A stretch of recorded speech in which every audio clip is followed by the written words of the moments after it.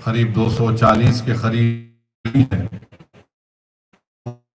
Committee بنائی ہے. وہ تحقیقاتی کمیٹی اپنے تحقیقات کو پورا کرے گی اور نہ صرف ملک کو بلکہ خاص طور سے ان تمام، اور آپ جانتے ہیں کہ میرے عزیز دوستوں اور بزرگوں، اس میں ایسے لوگ بھی تھے جو اپنے افراد خاندان کے ساتھ، ایک ڈاکٹر ریڈیولوجسٹ تھے، ان کی پتنی بھی، بیوی بھی ڈاکٹر تھی.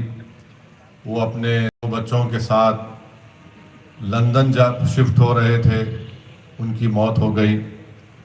ایک ایسے لوگ بھی تھے جو عید منانے کے لیے گجرات کو آئے تھے اور ان کے بھائی نے میڈیا سے کہا کہ 15 سال کے بعد ہم 3 بھائی یا 2 بہن جتنے بھی لوگ تھے جمع ہوئے. اس میں اس شخص کی، ان کی بیوی کی، ان کے 3 بچوں کی موت ہو گئی. اس میں ایسے ہماری بہن کی موت ہو گئی جو کینیڈا سے آئی تھی.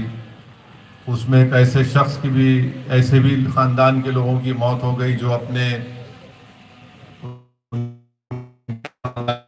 کسی کا انتقال ہو گیا تھا تو مرنے والے ان کے استھیوں کو ہندوستان میں بہا دیا جائے، ان کی بھی موت ہو گئی.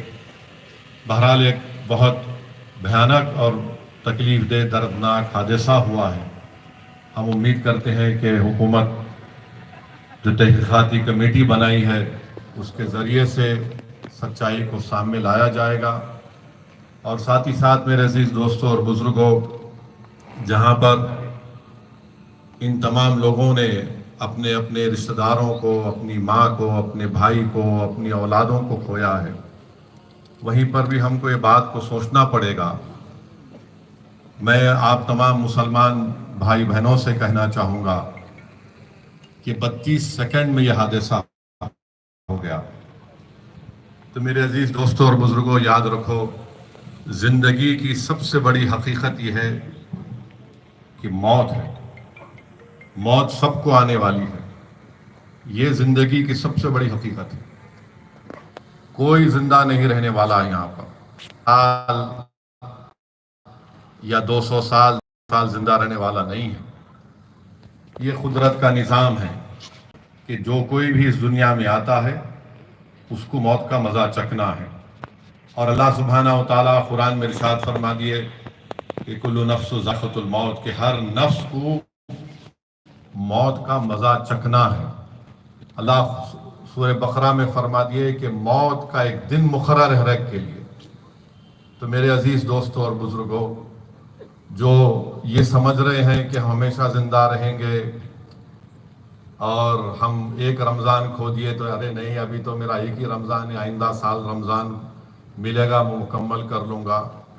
اگر کوئی یہ سمجھ رہا ہے کہ ارے رمضان میں میرے کو شب قدر کو نہیں تلاش کیا، میں آئندہ سال تلاش کر لوں گا. اگر کوئی یہ سمجھ رہا ہے کہ ارے بھائی عید کی نماز نہیں پڑھا، آئندہ سال عید کی نماز پڑھ لوں گا. کوئی اگر یہ سمجھ کر گناہ کیا کہ نہیں، میں دولت تو اللہ دیا، میں قربانی نہیں دے سکا، آئندہ سال دے دوں گا.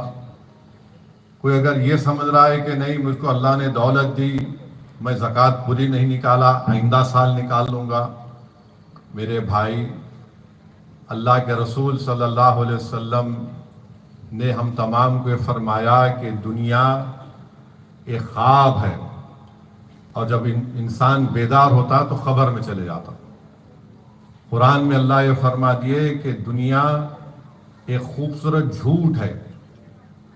تو یاد رکھیے، اگر کوئی نوجوان، کوئی ضعیف، کوئی بزرگ یا بشمول میرے، اگر ہم اس خوش فہمی رہ رہے کہ نہیں نہیں کل کریں گے، پرسوں کریں گے، یاد رکھو اگر آج ہم گھر کو جا کے رات میں سوتے ہیں نا، تو ہم کو یہ بتایا گیا کہ تم اگر رات میں جا کے سو گئے تو سمجھو تم چلے گئے،